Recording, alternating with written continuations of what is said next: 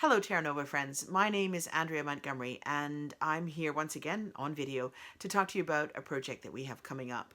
So as you probably know, if you're watching this, we are Northern Ireland's intercultural theatre company. So we work on projects that look at where cultures come together, the points where cultures touch. And we try to get people into the room to make great theatre and somehow change the world around us. The next project that I'm about to talk to you about is in its infancy in some ways, but it's also been a project I've been thinking about and reading about and trying to kind of figure out how to proceed on for probably close to 2 years now.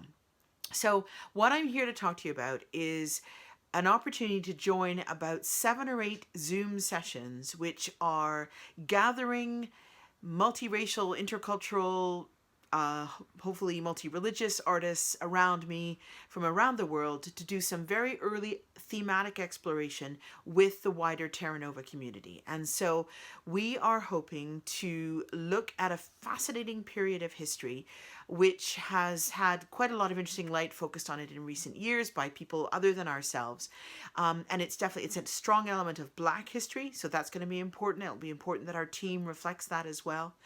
And we are looking at the influx of Black musicians into the European courts in the 15th century. And in particular, we are looking at the impact of the fall of the city of Granada, which was the last Moorish or Muslim kingdom of Spain, to the Reconquista, and that ushered in a period that looked initially like it was going to be peaceful, but very quickly, in a matter of months, degenerated into real religious persecution, forced conversion over the period of some months right through into sort of 6 or 7 years, and saw the scattering of people.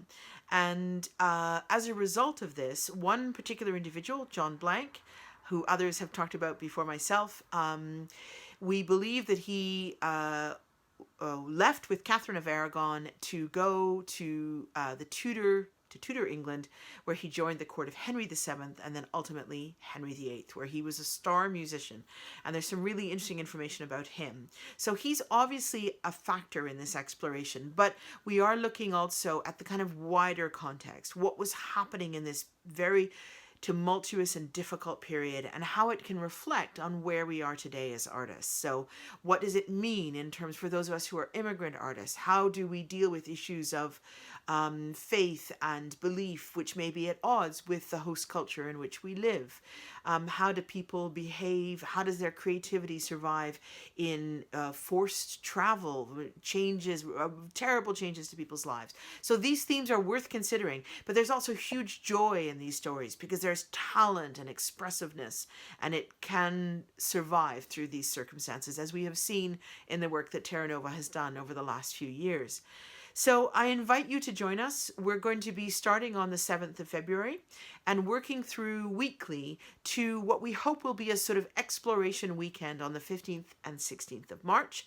Originally, we thought we might be getting together face to face, but the coronavirus situation in the UK is such that we're going to be working online. So we've decided to kind of go whole hog and offer you snippets of things to do, explorations on that weekend where you can explore sound design and composition and acting and writing and various other things, elements of history. But we will also explore that through the Zooms that lead up to that every week on a Sunday afternoon. And so we're choosing that time because we hope it will be a time when you can join us. If you're not based in Northern Ireland, to join us on Zoom. We're going to be putting up a sign-up sheet. In fact, you should look, I think it'll be on this page or nearby if you're on the website when you listen to this. If not, you can go to the website terranovaproductions.net and have a look for the 15th Century Project and see if you'd like to join us. You can sign up to do that. So I very much hope that we have something we can offer, new skills, things to try, a way for our community to get engaged in a really interesting time period and a kind of new perspective on who was actually making artistic things happen in the Tudor world. Thank you very much.